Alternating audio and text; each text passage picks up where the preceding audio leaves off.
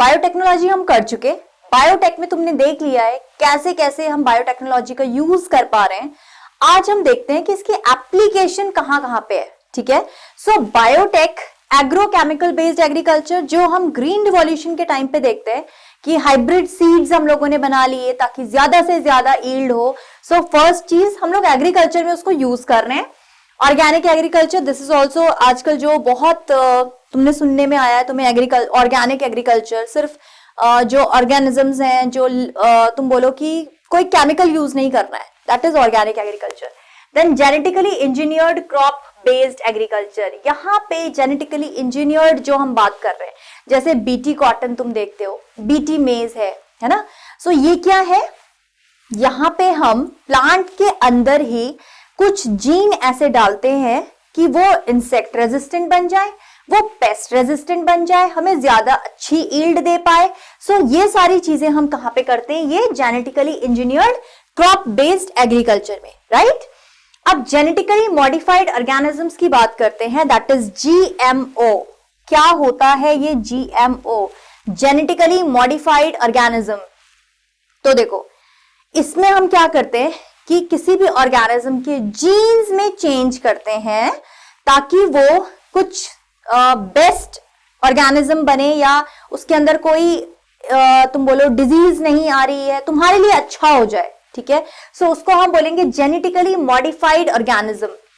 Crops become more tolerant, अगर तुम crops की बात कर रहे हो, मैंने क्रॉप्स के अंदर कोई जीन डाला, ठीक है, अगर हम बीटी की बात कर रहे हैं तो दैट इज ऑल्सो बेसिलस, तुमने उसका जीन डाला। अब ये एक ऐसा टॉक्सिन रिलीज करता है जो कि प्लांट को इंसेक्ट से बचाता है। मतलब कि अगर ये जीन प्लांट में प्रेजेंट है तो उसमें कोई इंसेक्ट नहीं आता, क्योंकि ये क्या करता है कि इंसेक्ट के जो उसका एब्डोमेन है उसमें जाके ये उसके जो सेल्स है उनको रप्चर कर देता है, तो इंसेक्ट इसको नहीं खाता। ठीक है, so first thing, crops become more tolerant to abiotic stresses, जैसे कोल्ड, ड्रॉट, इनके लिए सॉल्ट, हीट, इन सब के लिए टॉलरेंट हो जाता है। सेकेंड बात, उस पे कोई इंसेक्ट नहीं खा रहा है, पेस्ट नहीं खा रहा है। ठीक है, dependent on chemical pesticides has reduced, जो मैंने तुम्हें अभी बोला, helped to reduce post harvest loss. यहाँ पे अगर तुमने जो तुम्हारा क्रॉप है उसको तुमने टॉलरेंट बनाया against any gene, against any condition, जैसे ड्रॉट के लिए या हीट के लिए तुमने उसको रेजिस्टेंट कर दिया है, तो अब अगर टेम्परेचर बहुत ज्यादा भी है तो वो खराब नहीं होगी फसल तुम्हारी, वो टॉलरेंट रहेगा। तो this is a benefit. Then enhanced nutritional value of food, example vitamin A enriched rice, that is golden rice. हम आज की डेट पे ऐसे फूड प्रोडक्ट्स भी आर्टिफिशियली या जेनेटिकली मॉडिफाई करके बना रहे हैं जिनकी न्यूट्रिशनल वैल्यू बहुत हाई है। जैसे गोल्डन राइस की अगर हम बात कर रहे हैं तो इसमें हाई वैल्यू है विटामिन ए की। ठीक है, इस तरीके से अगर तुम बीटी कॉटन की बात कर रहे हो तो उसमें तुम्हें वो यील्ड भी ज्यादा देता है, उसमें कोई इंसेक्ट नहीं आता, इंसेक्ट उसको खराब नहीं करते हैं, पेस्ट नहीं खराब करते हैं। So that is also one of the use, है ना। अब हम बात करेंगे इंसुलिन की। देखो, पहले हम इंसुलिन दूसरे एनिमल्स से लेके काम चलाते थे डायबिटिक पेशेंट्स का, बट उससे एलर्जीज भी होती है। ठीक है, बट नाउ अ डेज, आज की डेट पे हम बैक्टीरिया को यूज करते हैं अपना इंसुलिन बनाने के लिए, वो हमारे लिए इंसुलिन बना के देता है। सो अब हम बात करेंगे कि बैक्टीरिया कैसे हमें इंसुलिन बना के देता है, जब इसकी वजह से हमें कोई किसी एनिमल से इंसुलिन लेने की जरूरत नहीं है, तो कोई एलर्जिक रिएक्शंस नहीं होती। इंसुलिन की बात करेंगे। जेनेटिकली इंजीनियर्ड इंसुलिन कैसे हम बनाते हैं? देखो, अभी हम लोगों ने किया कि इंसुलिन पहले एनिमल से लिया जाता था, ठीक है, पिग से ले लिया। अब जब उसको डायबिटिक पेशेंट के अंदर डाला जाता था ना, तो बहुत सारी एलर्जिक रिएक्शंस होती थी, इसका एक रिस्क रहता था हमेशा। तो अब हमने सीख लिया कि जेनेटिक इंजीनियर्ड इंसुलिन कैसे निकलवाएं फ्रॉम बैक्टीरिया। सो अब हम क्या करते थे, एक्चुअली हम ई कोलाई बैक्टीरिया लेते थे। अब अगर तुम बैक्टीरिया का स्ट्रक्चर देखो तो ये तुम्हारा ई कोलाई बैक्टीरिया है, राइट, ये उसका जेनेटिक मटेरियल होगा।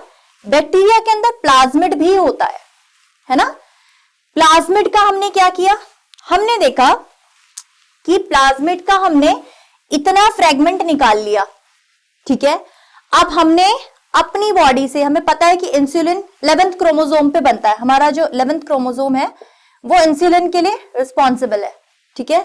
सो हमने क्या किया, वहां से एक सेगमेंट निकाल के यहां इसके पास डाल दिया, ठीक है, इसके प्लाज्मिड में डाल दिया। जब इसका प्लाज्मिड हमारे इंसुलिन वाले डीएनए के साथ रेप्लिकेट करेगा तो अब ये क्या करेगा, हमारा जैसा इंसुलिन बनाना शुरू कर देगा, ठीक है। सो अब इंसुलिन हमें कौन बना के दे रहा है, बैक्टीरिया बना के दे रहा है, हमारे जैसा है, हमको कोई एलर्जिक रिएक्शन इससे नहीं होती। सो आज की डेट पे जो हमें इंसुलिन लगता है, जो डायबिटिक पेशेंट्स इंसुलिन इंजेक्शंस लगाते हैं, वो ऐसे जेनेटिकली बनाया जाता है थ्रू बैक्टीरिया, ठीक है। अब क्या करते हैं हम, सबसे पहले क्या किया मैंने, आइसोलेशन ऑफ डोनर और डीएनए सेगमेंट। सबसे पहले मैंने डीएनए सेगमेंट निकाला डोनर का, ठीक है, डायबिटिक जो पेशेंट था या जो एक नॉर्मल पेशेंट है जिस जहां पे इंसुलिन बन रहा है उसका जो पोर्शन है डीएनए फ्रेगमेंट का वो मैंने निकाल लिया। Formation of recombinant DNA, formation of recombinant DNA कैसे किया मैंने, ऐसे यहां से हटाया, इसके प्लाज्मिड से उतना पोर्शन हटा के यहां डीएनए फ्रेगमेंट मैंने डाल दिया। Production of multiple copies of R DNA, अब ये क्या करेगा, रिकॉम्बिनेंट डीएनए जो है इसकी मल्टीपल कॉपीज बनेंगी मेरे पास। Introduction of R DNA in the recipient organism, उसके बाद मैं इसका डीएनए यहां से निकाल के किसको डाल दूंगी, रेसिपिएंट ऑर्गेनिज्म को। सो रेसिपिएंट ऑर्गेनिज्म मेरे पास क्या है, बैक्टीरिया है, मैंने उसके अंदर डाल दिया।